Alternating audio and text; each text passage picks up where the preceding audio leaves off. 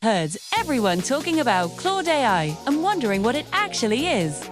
Stick around, because I'm about to explain everything you need to know, even if you're a total beginner. Claude is a super smart AI chatbot made by a company called Anthropic. Think of it like a helpful assistant.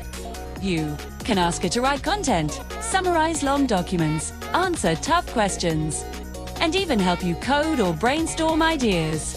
One thing that makes Claude special is how well it handles really long files, like PDFs.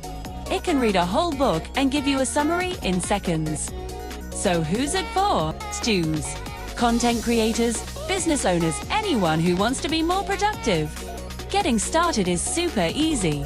Just go to Claude's website, sign up, and type a question into the chat box. It's that simple.